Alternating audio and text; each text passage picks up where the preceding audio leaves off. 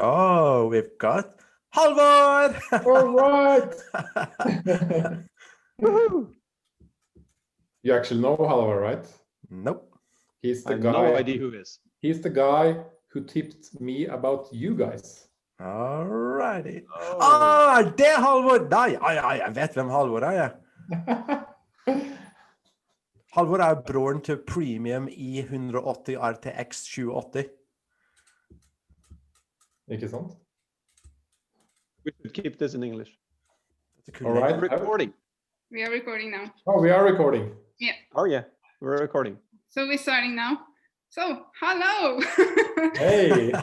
Henning, the famous Henning of Hennings world in English, then Hennings verden in Norwegian.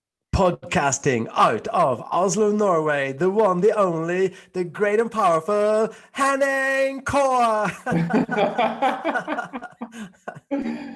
Deep from the underground in Oslo.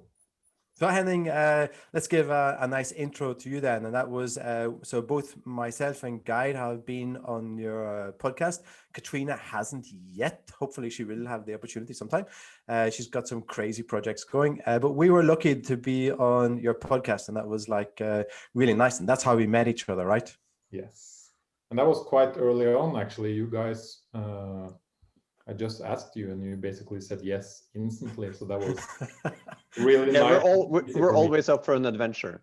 That's our business model. Yes. Okay. Yeah. That's basically what it's about. So tell how many podcasts have you had right now? I think I had 18. Okay. And recorded 4 more. And I had one today. And it's about 1 to 3 every week now. And it's just growing. That's cool. That's Yeah. cool. So and you take in just about people from all walks of life, and very different people, very different subjects. So is there any, what is the driving force behind who gets on your podcast? They have to be. What is the idea? Awesome. Say again. They have to be quite awesome. Yeah, I tried to think about this many times now, and I like to invite people that have some kind of story that usually don't get told. I like to get people that have a story that takes more time to explain, so I can give them a lot of time, and we can sit there together and dig deep. And that's also something I learned during these 18 episodes, that you can actually use a whole podcast on one topic. And that's basically what people want. And that's also what's quite hard for the guest, because they're like, oh, I like to talk about this for 5 minutes, but I worked with it for my whole life. But 5 minutes is enough for me. And a good example, one guy who was here, he said like, yeah, usually when you come home from a vacation, you can tell that story in like 3 minutes to your colleague, right? But then maybe a lot of awesome stuff happened on that vacation. So back to the guests, I guess I am inviting people that have something to teach other people. I invite people that have some great story to tell, something they have done, for example, like this marathon dude that's been running in Iraq and Iran and North Korea, and like, whoa, dude, this story should be told to everyone because it's quite awesome. Did you see the photograph of him in the North Korea marathon? Yeah. Yeah, it's like a spot the tourist. It's like the only one that was allowed to run, and there he was, like he was the white guy, the tourist in his t-shirt and shorts, ready to run the marathon, and everybody else was sort of like military. Yeah.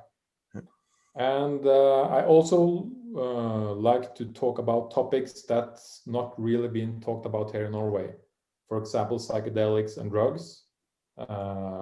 How this is now changing in the whole world, how people are using it for medicine, how it's getting legalized in other places in the world, how Norway now are looking at how we are basically doing this wrong. We are punishing people instead of helping them, which is quite like, I had this great talk with Kenneth, which has actually been an addict when he was young.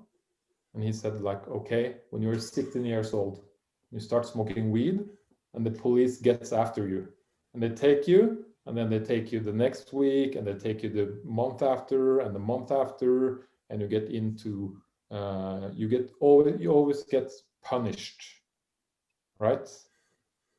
And he said, for a 16-year-old guy, that's really making you only further away from the system and the people and everything.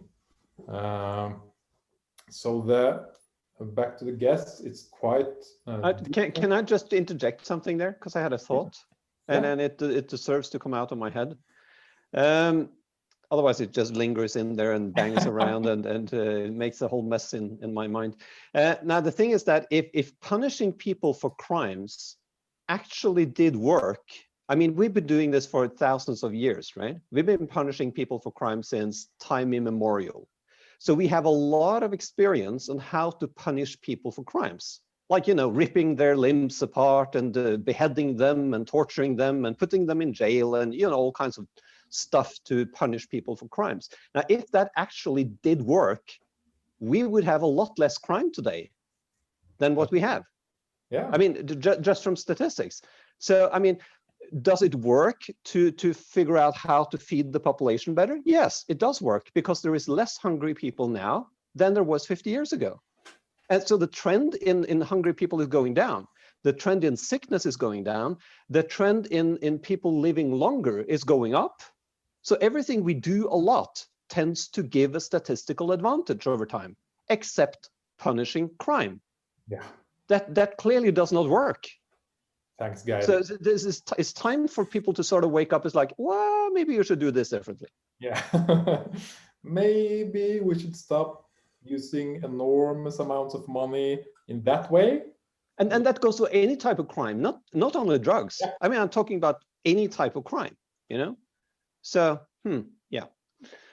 Keep going. I also had a thought about that, because not only in crimes, but also in parenting, because that's my field. So I'm thinking we still do like punishment in parenting also, but it doesn't still work. So we have to start early.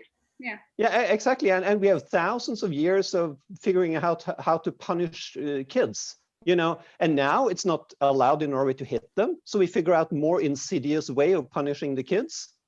You know, more sly way of punishing kids, but it still doesn't work. Yeah, I totally agree. And especially when you hear stories from people that have been addicts living in the system, I guess I will get the same story if I invite another type of criminal that is a criminal in the term of the government to the podcast. They will probably say the same, right? They did something small when they were young, they tried something new, and then you are in kind of the police system, and they're always following you, always trying to find mistakes for you. And then what happens? You start to hang out with more of the bad guys, and that doesn't help, right? No, that doesn't help either. Yeah. So, there's a lot of stuff we do that obviously doesn't help, but we still kind of do it. Like revenge doesn't really help, we still kind of do it. Regret does not help, but we still do it. There are some human impulses that need some tweaking, I guess.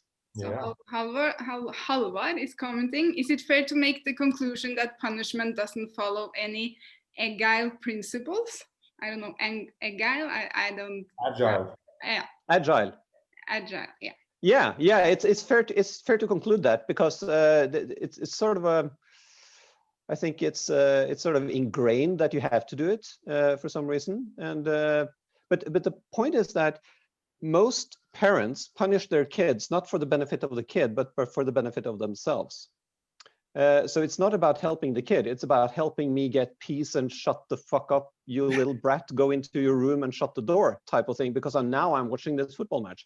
So it is for the benefit of the people giving the punishment. For some reason, people who give punishment relish the feeling of having punished somebody. It's like a revenge thing. We need to kick this guy's ass. We need to rip his limbs off in the Middle Ages, just because then I feel better. It's not for the benefit of him. He's lying there without limbs. So, it's whole completely reversed. If you want to help the situation, you need to help him. It starts with helping him, then it helps the situation. It's like in the US where it's like this revenge. We have to get the death penalty because then we'll feel better.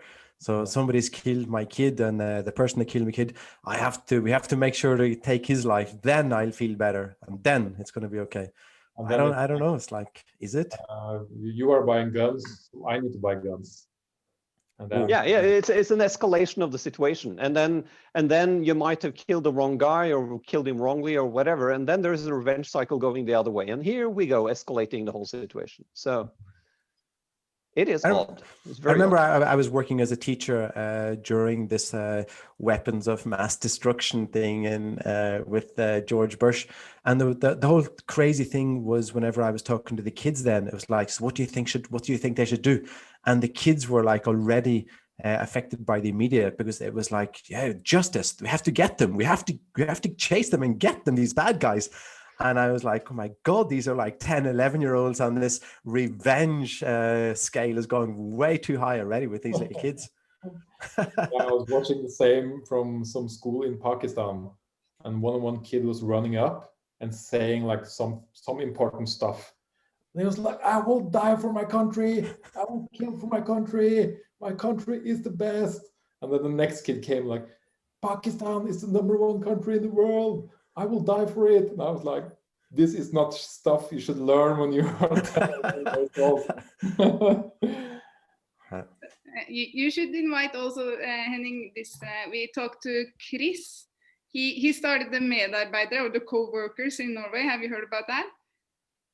I don't know, maybe. No, he only hires addicts, actually. Yeah. And he helps them get on their feet, and this is really big now in Norway, or in Oslo. Yeah, he struck a big new deal last couple of weeks. Yeah. So it's expanding and it's getting into the news, etc. So it's pretty cool. But I mean, I told Chris that because they come here, Margareta, she has ordered them to come here like every other weekend. They pick up clothes and they pick up bottles and take stuff. So I said to Chris, like every time I hear they're coming, I'm thinking, oh, the bicycle's locked. Is the garage closed? But it's okay, because Chris said that he was exactly the same. So it's just this strange thing that we have. Okay, they're addicts and they have this illness that they've gone through. And because of that, I think that they're going to start stealing something from me. It's like it's something crazy happening. It's I don't know.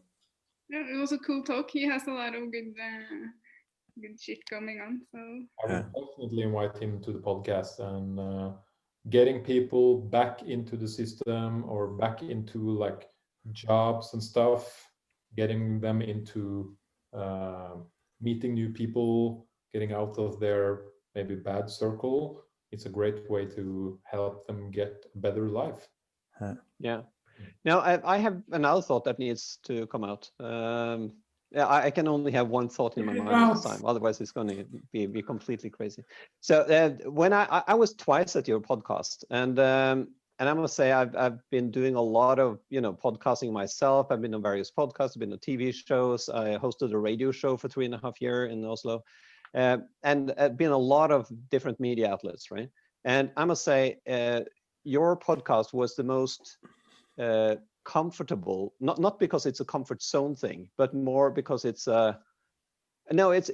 actually the coolest I've been on, and that has to do with you creating the atmosphere of it's just a chat, and it's tea, and it's we just chat, and it becomes less of an interview and less of a setup type of situation where it's media and focus and blah blah blah.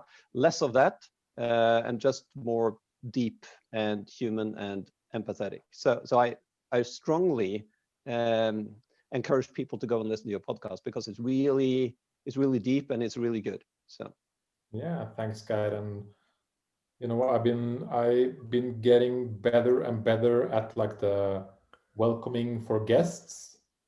And I always say what you said.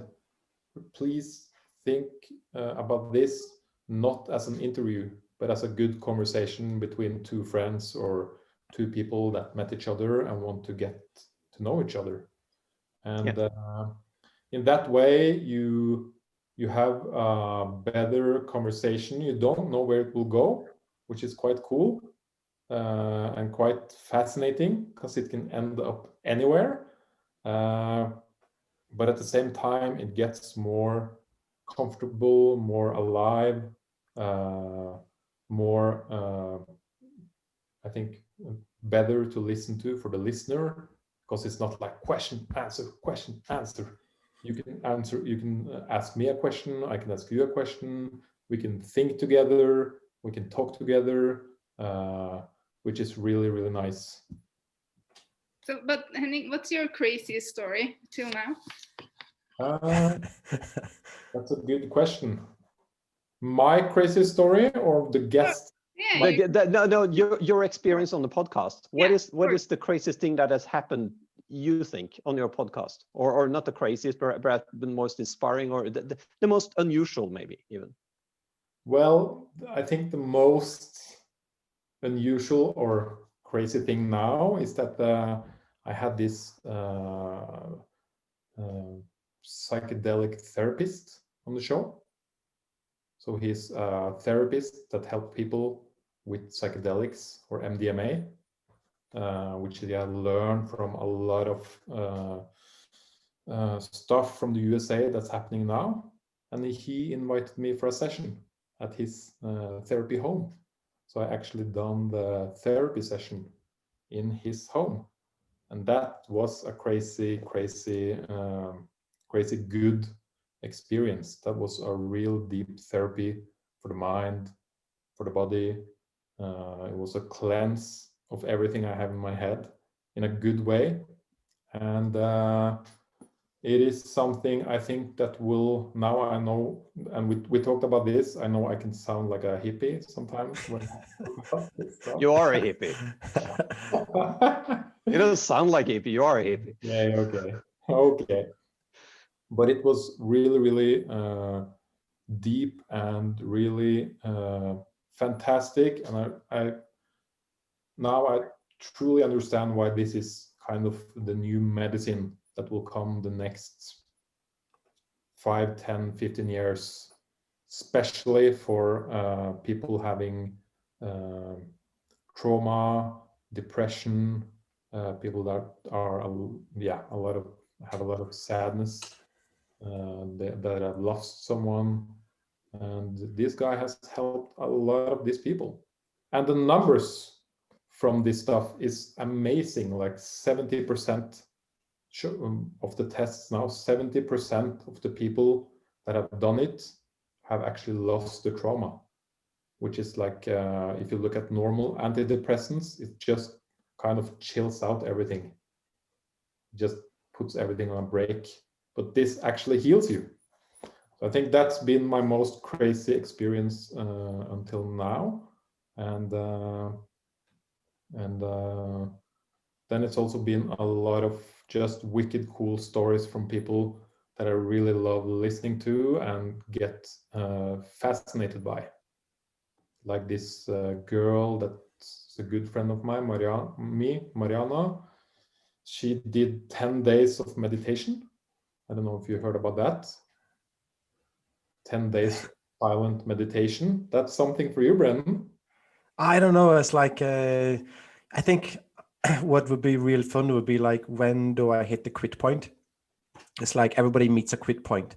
And this quit point is, you start talking to yourself like, why am I doing this? It's like, I've been out running in the forest for like 10 hours. And it's like, after 5 hours, you start like this little voice in the head starts going like, is this what I really want to do? You know, if the world was just about to end now, do I really just want to keep running? What did you do at the world's end? I was out running by myself. And I think that's what hit me after a couple of days at a meditation. And I don't know what would happen when that hits. I think that'd be fun to experience. Yeah, and that's the thing. And the interesting thing is she experienced the same thing that a lot of people do when they do this psychedelic therapy. She actually, after 7 days of meditation, and the crazy stuff is you are not allowed to have any eye contact. You're not allowed to have any kind of input. So no talking, no reading, no phone, absolutely nothing, only meditation. After 7 days, she actually managed to like dig back down in her brain to some memory from when she was really, really young. And she kind of, this is the shit that I've been struggling with my whole life.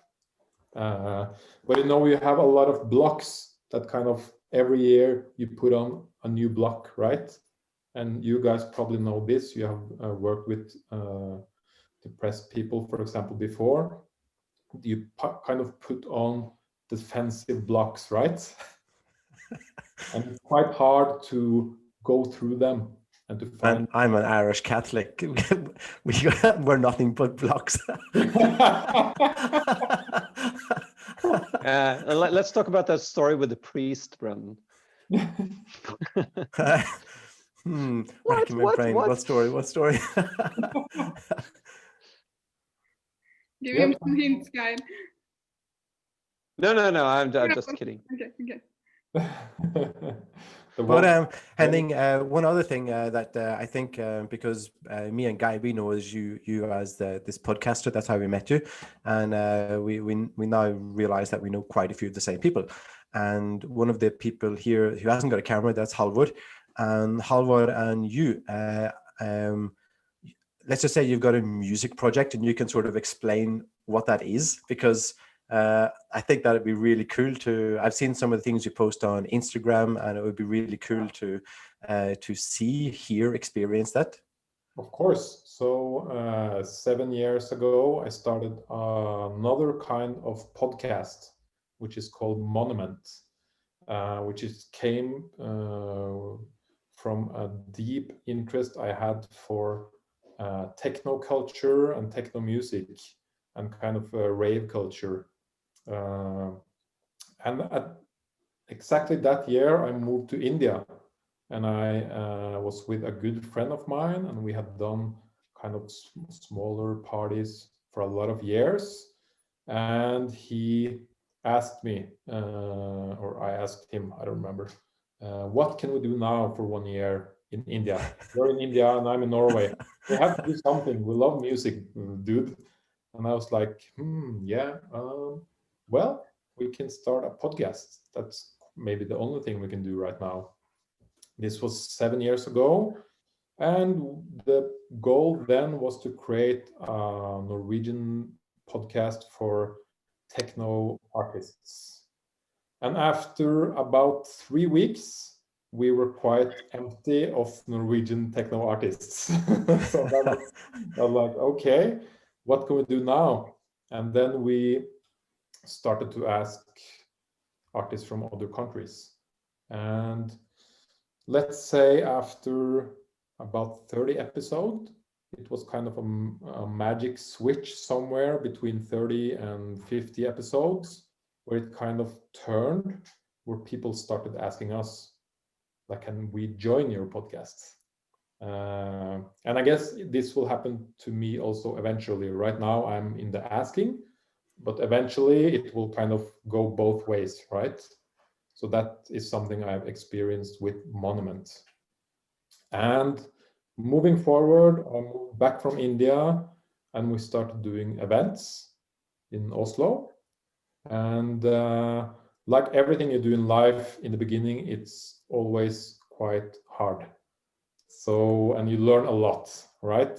So in the beginning, we had one party where the police closed it, one party where the place got bankrupt the day after. So they were like, you have to call someone in the government to try to get your money. And we were like, what? And we had one place where one dude took a little bit too much happy pills. So we closed that one. But we always continued and survived, and we didn't give up eventually.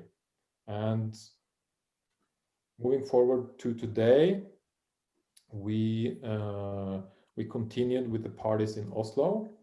I will say we now have the absolute best rave parties here in Oslo, or club concepts, where we are partners with the club Blå, or the venue Blå, which is for me the absolute best culture venue in Oslo, where we do events with music from DJs from abroad and Norway.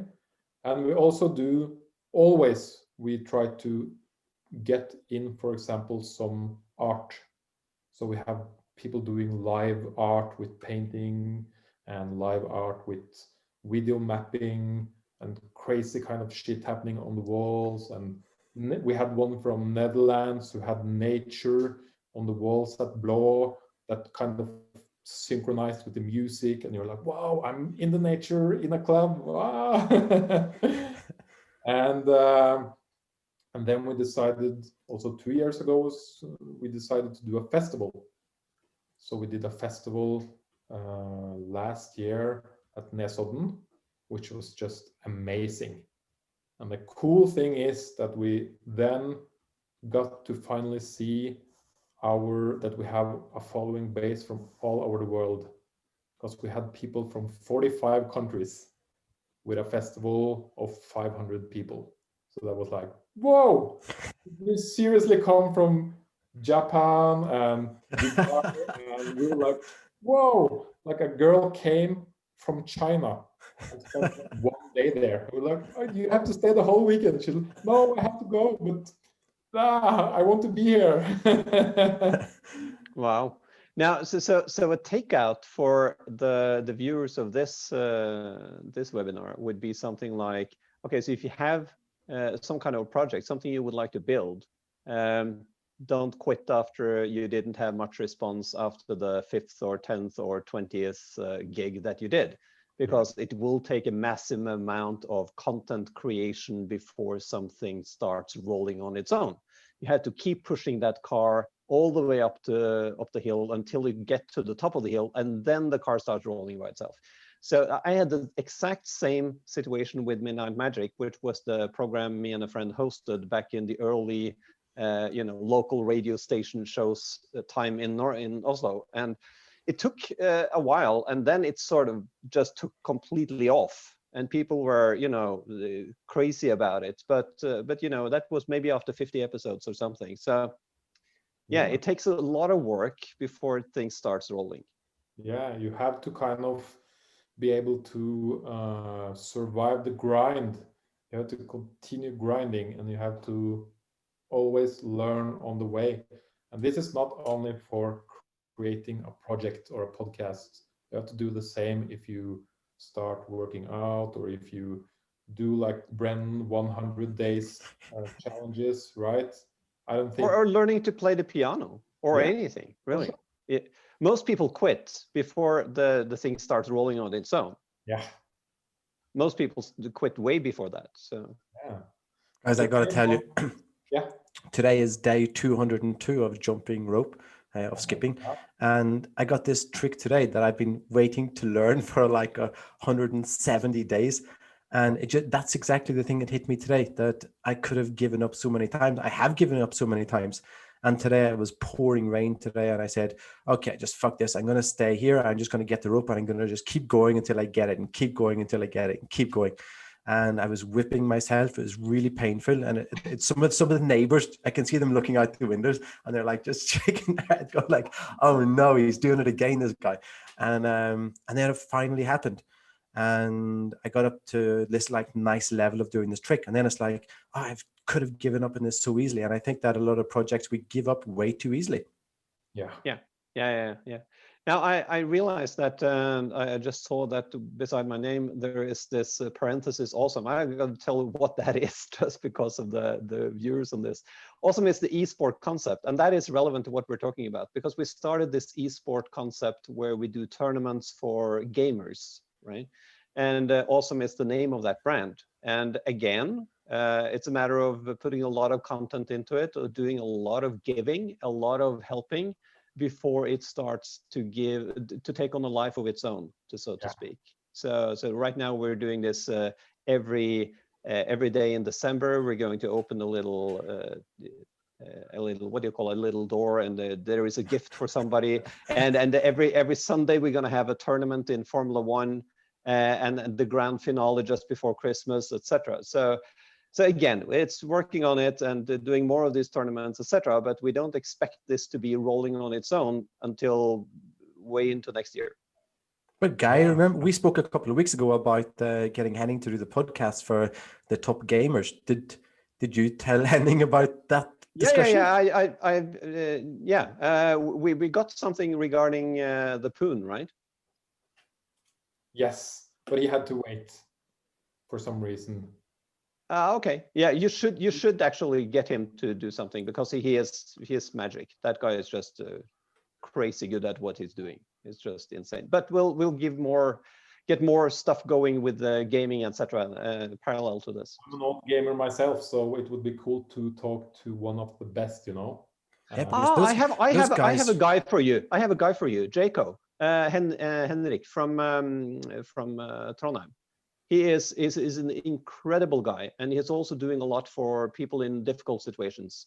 And then he's also helping people, kids who struggle in life but are gamers, and help them with his immense skills in his own games and helping the players achieve more. So I should connect you guys. That would be really cool. So I have a comment from Halvard again, and he thinks one of the reasons we tend to give up is that there's a lot of videos on people doing it successfully on YouTube, and it's really we hear about the time it took to get to that point.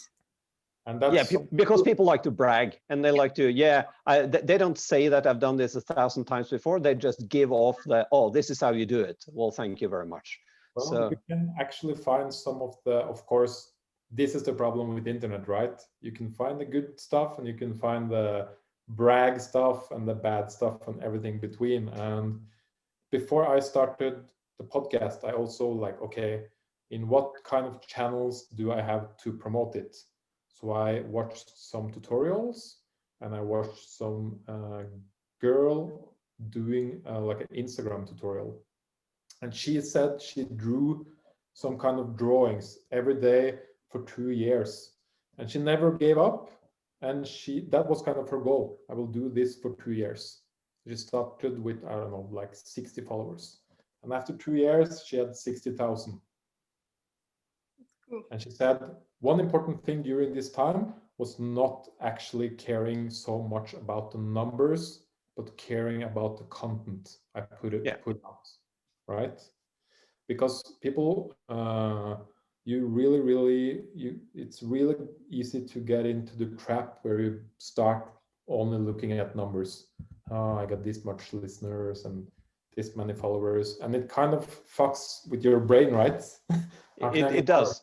Yeah, it does. I know exactly what you mean, because I shut down a couple of blogs before that had massive followers. I had one specific thread had 1,700 comments on just one blog post, and I found myself sort of getting into the trap of doing stuff that the audience wanted. Yeah. And when I realized that, I promptly shut down the blog. I moved to a new concept. So because you can start mirroring the audience rather than actually doing your thing. So losing yourself in the process, that's a dangerous thing. So I think online as well, there's also recently there's become a lot more focus on the bloopers and people publishing things going wrong. I think that's really healthy. I think we need to see a lot more of top athletes showing a video of the 100 times they didn't get the jump, they didn't score the goal.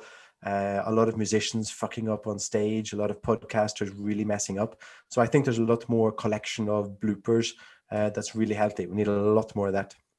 And famous example is the SpaceX by Elon Musk. Yeah, you show like 5 minutes of crazy crashes, etc. And that's why he said he could. That's what his success was. I mean, it's such a really cool video. Yeah.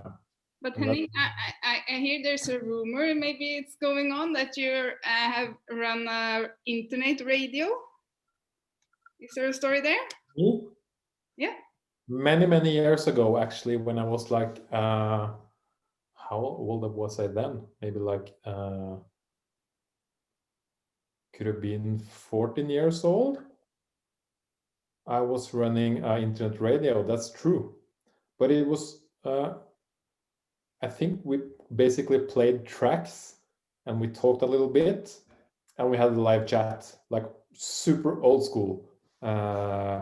But it worked pretty great. It was like a IRC chat with some kind of live music plugin, so everyone could listen.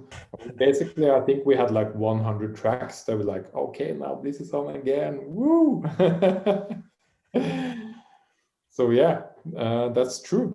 And maybe it's some of that, a part of that has been with me since then.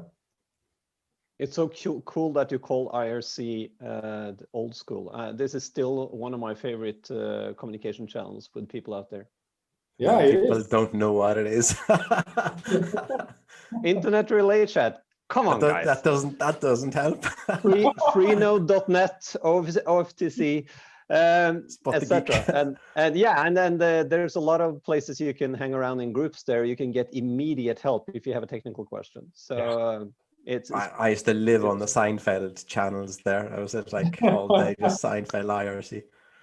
But I remember Indian dude who had like 50,000 bots, which just with different names, and he could just join like IRC Norway and just flood the channels down. And I was like, this is fucking cool, dude. You're powerful.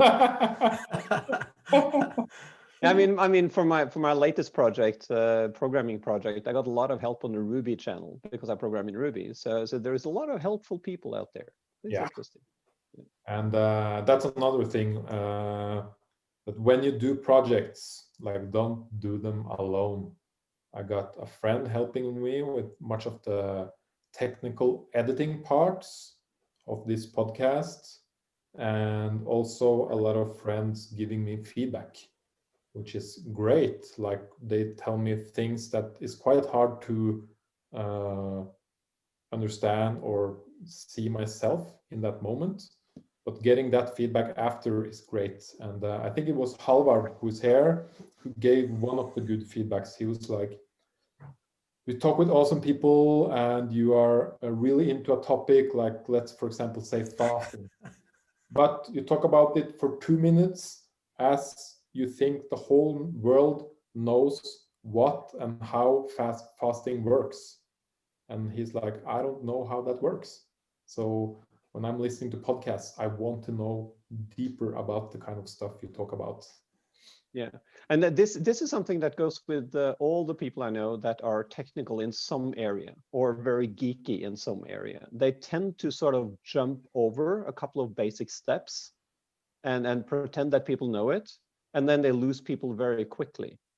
So you have to start at zero if you have an audience who is not already into the game or the programming or astronomy or cooking or whatever it is.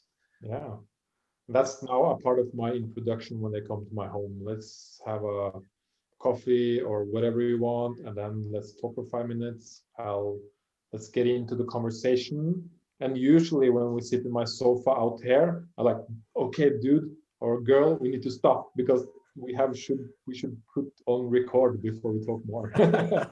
Yeah, exactly. You don't jump those steps. It's the introduction is important. Yeah, that's really cool feedback to get. It also probably says something about the level of trust between you and Halvard, that he's able to be really direct and say specifically this is something that you should think about. But it's also really cool because people aren't usually good at taking compliments, and the opposite, people aren't really good at taking what we're not so good at. that's like really difficult for a lot of people. Like we pretend we think we're good at it, but we're really not that good. It's like we're really, really terrible usually to see what we're not good at. Yeah. Now, the way to be better at that, to be better at taking criticism or taking compliments, is starting giving more of compliments and criticism. Because if you're accustomed to just give it, it actually also makes you better at receiving it. So that's how you actually become better at it. That would probably work on kids too, right? Yeah, definitely. Yeah. Definitely. But Trump does this all the time. He's always standing in front of his audience saying, "You guys are amazing. You guys are amazing." As if he means it. Oh, he does. He does. You have to also mean it, and that's the problem. He's got the cap. Yeah. But Henning, I want to ask a question. Who's your dream fantasy person on the podcast? Like far out of realistic, like. Yeah, for sure. A dude like Elon Musk, or an inspiration like Joe Rogan or Aubrey Marcus would be amazing.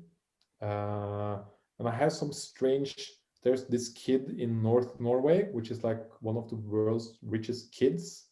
He's like 18 or 20 or something like that. That would be really cool to get him on. Like, dude, how the fuck is it to be 19 and have like, I don't know, billions of money?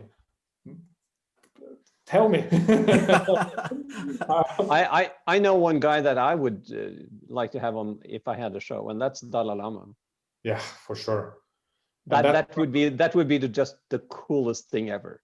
Yeah, that's kind of the other side of the guests on my podcast. It's like I have this thing that I like, which is you can call it many things, but it's basically about, let's say, life development.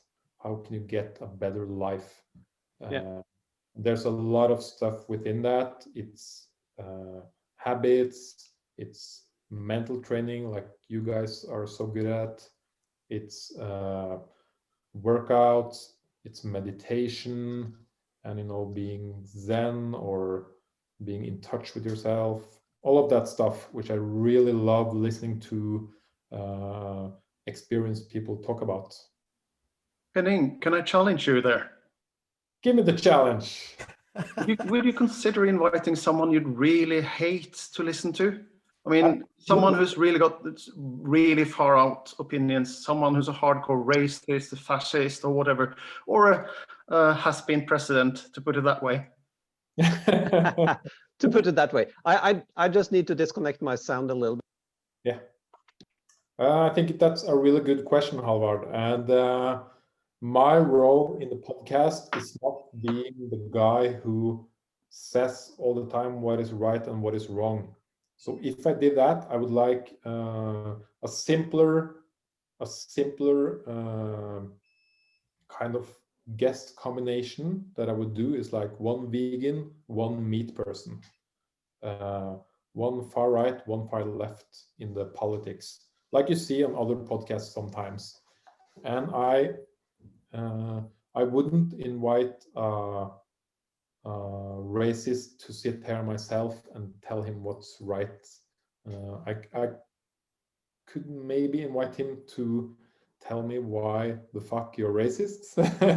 It would also be very hard for me to like keep it cool and calm and like, dude, it's so hard to listen to you, man. No, I was really meaning if you'd want to really go the stretch and really putting the effort to try to understand how people could have extreme opinions that are really way away from where you are.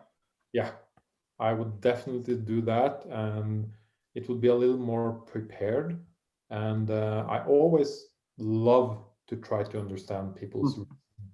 I have one for you. I might hook you up with a famous Norwegian murderer. That would be quite interesting. Infamous. Yeah, and that's really probably the right word. If you were in the same situation and were rational and not just fucking angry, would you kill him again? Yeah. That would be interesting. He's free now, or her? Or it's a he. he free? Or is he? Yeah. But I'll hook you up to the guy. He's following my blog, actually. Yeah, please do. That would be quite interesting because he then probably been to jail and. Oh yeah, he served his 21 years or whatever. Yeah. I tried this last year when I was doing my 100-day or the half-year project at the cafe between 5 o'clock and 7 o'clock in the morning. And I tried to sit down and listen to people that I hadn't met before, with just trying to let them know that I understood how they felt. And every time I was doing that, they thought that I was in agreement with them. And it sort of dawned on me that I'm really not that good at listening to understand, letting the other person know I understand, but I'm in total disagreement with what they actually mean. That's a difficult thing to do. Let them speak freely, and I really get you. I understand. I'm not going to interrupt you. And I just I'm totally, give me more. And then it's like, do you want to be recruited to the anti-Islam network in Norway? No. I think you misunderstood. That's really difficult. Yeah, I don't hope he will say you want to go kill someone after that? You're so empathic, man. I have a guy I want to have killed. Could you help me? But another thing, I had a football tournament inside the Halden prison. That would also be a really cool place to do podcasts for those that can do that, because we were playing football with a lot of the inmates there. And we sat down and we had really good discussions. And then again, it was oh my God, the only difference between this guy and me is that they did one of those crazy things that I thought about. Maybe I should do that sometime. And they actually did it, and they were caught. And that's it. They're in prison for 5 years. And they're totally normal people. And every single person I met, it was that could be me. I was I was really struggling to figure out what's different between that guy and me. And it was really difficult to figure that out.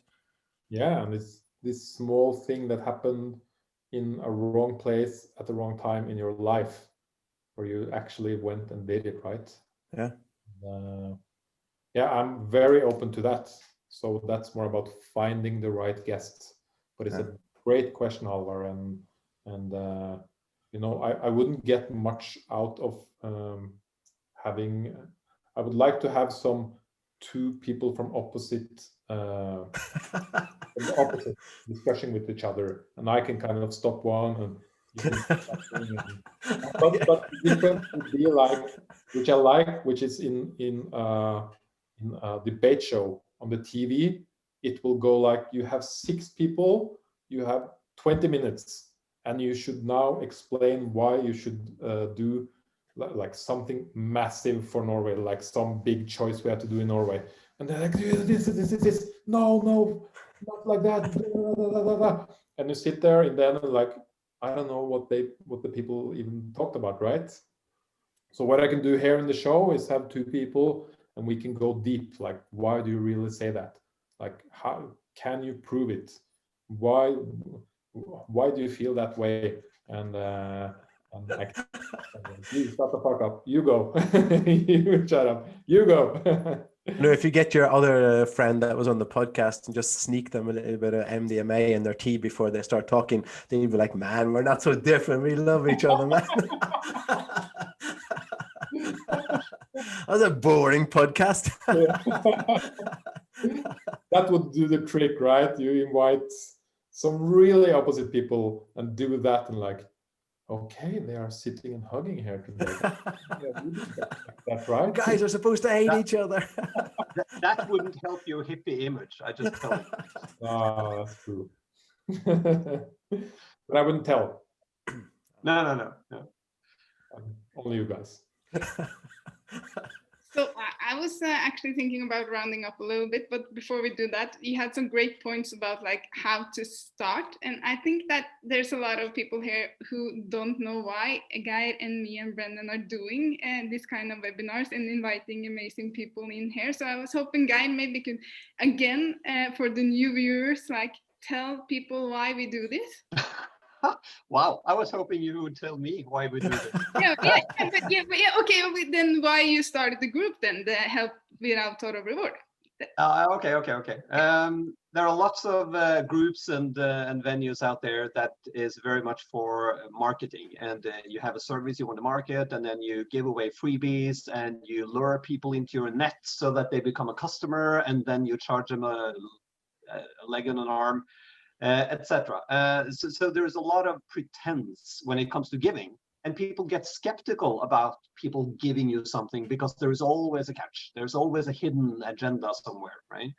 And I was thinking it would be interesting to have a to have a group that didn't have a hidden agenda, that would just helping for the sake of helping, for the sake of people, receiving help and getting better in life. So that's the reaction I did one day was when I was trolling through this 19,000 people group where everybody tried to pitch something for the other people to get them to pay something. There was always his hidden agenda. So I thought, nah, just create the group, no hidden agenda, everybody helps out, that's it.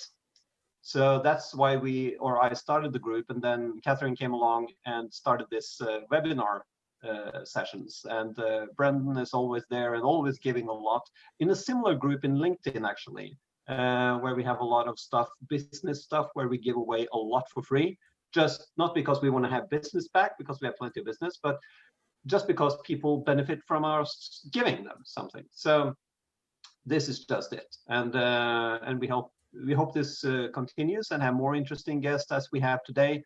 And then continue down the road and see what happens when it starts to get a life on its own and starting to roll down the hill, almost regardless what we do, because people want to get on this and they want to, squeeze themselves into this time just as they will with your podcast, Henning. So can you know a little bit more about, like you have a lot of experience with giving and giving for free, and not asking for something back. What this give to your life, right? That's my number one business tip for any business, is just to give away for free. That's it. It's like, but really you have to go 100%. If you go like 95%, it's just so easy to spot. You have to go 100%. And if I'd known like 25 years ago, it was like guy I met like 15 years ago. Yeah. But like 25 years ago, if I'd known, like, is that what the secret is? You just have to give. And it's like, there's people put like this word karma on it, or people say that, if you're good, you'll always get something in return. But I've no idea what it is. But there's definitely that the more you give, it's just the network just grows like 10 times or 100 times. And there's always somebody, not that you can pitch to, but that there's always somebody else that's going to need help somewhere, and you can help them. And I don't know, it's just like a strange thing, but it's my number one business tip. Just give away more for free. And the problem with this, with asking the question, why do you give, is that then I'm sort of reflecting on why I give, which I never do. It's not because then it becomes a hidden agenda again, right? So any answer to that question becomes the hidden agenda. So I don't even want to reflect on why I give. I don't even want to answer the question, because I just give, and then for some odd reason I don't give a shit about what the reason is even. I just give, and yeah, I enjoy giving, period. I'm asking curiosity for others, right? If you have a business and you think like, oh yes, we should keep these presentations and these courses for us. Or let's say if you are just total other concept, if you are a carpenter, I should keep this house design and the way I build this kind of stuff a secret. What will be the difference from keeping it secret and giving it away so anyone else can do the same thing? I think that would be a cool answer for Elon Musk to answer, because he gave away the blueprints to the Tesla car. Yeah, and all the patents and everything. And but before that, you had the whole open source movement, which I was part of, and Brendan was a part of for a good portion of the 2000 to 2000 into 2010s somewhere. And but that, I think, is a whole different webinar. Yeah, of course. So start giving more, right? And that's the bottom line, though. Yeah. That is the bottom line. But going into the open source movement and why it's important to rid the world of patents, and why we should forget all the copyrights and all of that, because I'm a copyright and a patent abolitionist by nature. So I would like to remove the world from that, or remove that from the world. So Henning, but that's another webinar. Of course. Henning, just to round up, do you have your next guest? Yeah, it's actually Anita Krohn Tråseth. Oh, yeah. She owes me a lunch. Tell her. Yeah, I will tell her. She fucking owes me a lunch, because I did her a favor in HP when she was there, and she said yes, I'll take you for lunch, but she never did. Yeah, I will tell her. Yeah, you should. Of course. I was like, Anita, what the fuck? You know the guy that came around and told everybody in HP about their own calculator history because nobody knew? Yeah, that was the guy. That should be a really cool podcast, though. Yeah, that's cool. Also feedback that I was going to give you offline, but I can just say it online anyway, and that's to get more female guests. I know, and I really need tips. And what I got tips. Yeah, I got tips. Yeah, and I'll send you some contacts. What I usually do is ask the guest that's here for more tips. For now, that's been a lot of guys, but I would love to get more females here. So the studio is very open. So bring it on, bring on the tips, and for everyone looking at this show, please feel free to send me an email, contact me on Instagram or Facebook at Hennings verden. And yeah, what we do in this group with helping, we put the link to your podcast and your contact details there. Katrina fixed this. One of the cool things that's happening here is that you actually get to meet Katrina. So Katrina's my neighbor, lives across the road, and Katrina's amazing. She's a female, accidentally. What's that?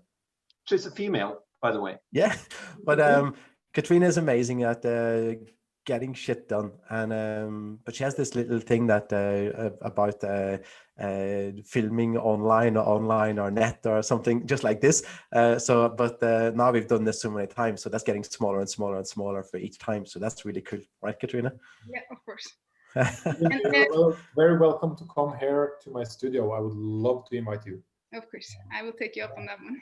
Yeah. Andreas is actually saying for the next webinar, the race for the COVID vaccine is not to help people, it's to get the deal to sell the vaccine, he says. And it would be so cool if one of the big pharmaceutical companies gave away the vaccine for free.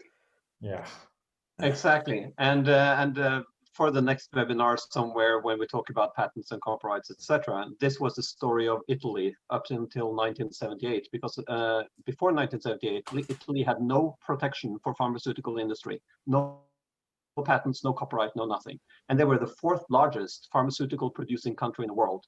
After they came in under the World Trade Organization and patent and copyright protection for pharmaceuticals, they vanished from the face of the earth when it came to being a big player among the pharmaceutical countries. Wow. So there's a lot of stories like that. And patents hampers innovation. The same does copyright. So they should give it away for free. I'll tell you, the company will expand regardless. If you're in the forefront and if you gave it away for free, the best scientists would like to work there, because scientists are not about making money, they're about making a dent in the universe. Yeah, there's a lot of reasons why. Yeah, I can tell you shortly that when I previously worked for 5 years in Innovation Norway, and I would say 90% of the newly started business founders, they came to us and we were like, tell us about your idea. And they were like, but it's secret. And we were like, but how can we give you money? And they were like, okay, I can tell you maybe a little bit about my idea. And they were like, I can tell you. Just don't steal it. Someone will steal it, right? And we were like, no, I don't think so. If it's unique, if you have a team, and if you have the guts to go for it, then you will have started before everyone else, and you will have an advantage. And you just have to go for it, right? And if you share, it's a first mover advantage. Yeah. So I'm totally agree on that. Yeah, and then the book to read on this is a book called Against Intellectual Monopoly.